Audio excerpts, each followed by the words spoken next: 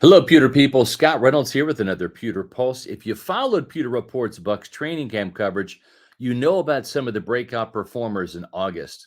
Outside linebacker Yaya Diaby was dominant and just unblockable in the first week of camp until he went down with the sprained ankle. Seldom used running back Sean Tucker and outside linebacker Jose Ramirez, who was on the practice squad last year, have shined in both camp and in the preseason games. Draft picks like Graham Barton, Bucky Irving, Jalen McMillan, and Tyke Smith have looked as good as advertised. And wide receiver Kameron Johnson, an undrafted free agent from Tiny Barton College, has also burst onto the scene.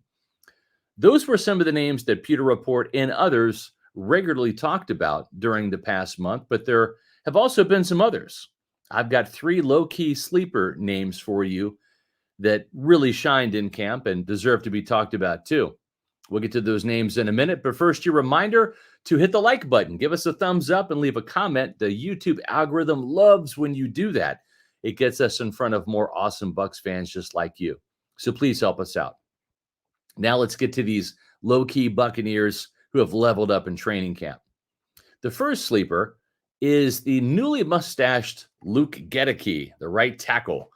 I know a lot's been said about right guard Cody Malk, who gained some weight and got stronger this offseason, but I think Goedeke has actually had a better, more consistent training camp. Luke the Lifter looks stronger than ever and has really worked on his agility, and that's helped him in pass protection.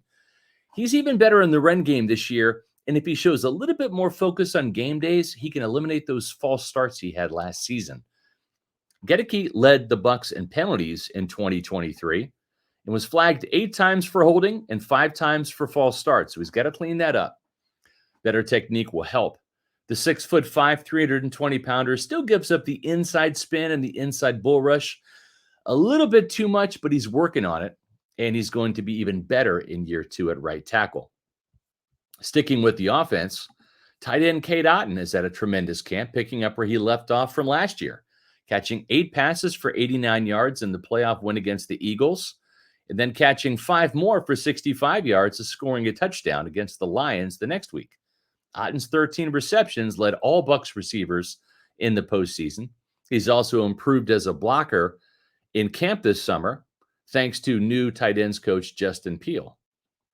Now in year 3, Otton is poised to take a step up from the 47 catches for 455 yards and 4 TDs he scored in the regular season last year. Otton has established a tremendous rapport with Baker Mayfield and rarely dropped a pass in camp, and that has furthered the quarterback's trust in Otton.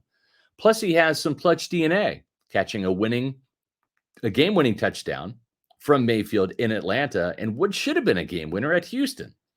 With Mike Evans and Chris Godwin getting most of the attention from defensive coordinators, Otton will surely benefit from that once again and see some favorable coverages to exploit as a result. The final sleeper I'll mention is a real sleeper, meaning you really haven't seen him. That's second-year inside linebacker SirVocea Dennis. A shoulder injury has kept him out of the first 2 preseason games, and the team might hold him out of the preseason finale against Miami as a precaution. But he did return to practice this past week after missing 2 weeks due to that injury. Dennis thrives on passing downs.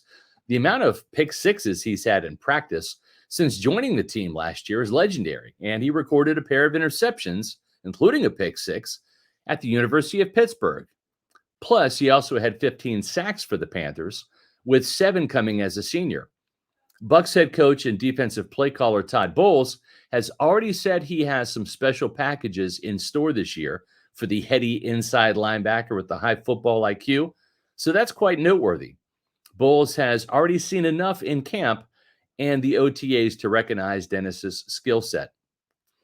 And if KJ Britt struggles in coverage and can't show he can be the 3-down inside linebacker, don't be surprised if Bowles platoons his backers this year like he did at the end of last season when Britt played on early downs and short yardage situations, and Devin White replaced him on 3rd and long situations and obvious passing downs.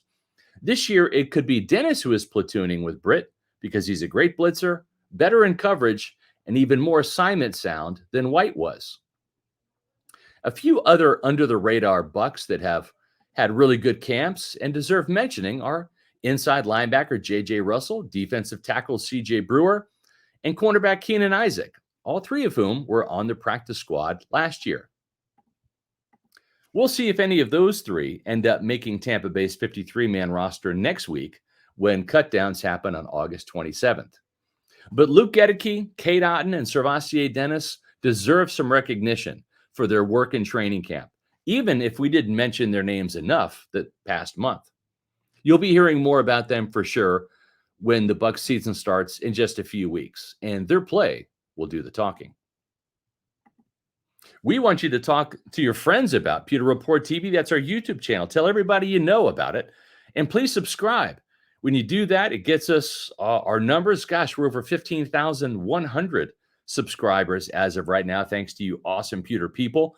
That's where you can find our Pewter Pulse videos, our Pewter Report podcast, and other great Bucs video content.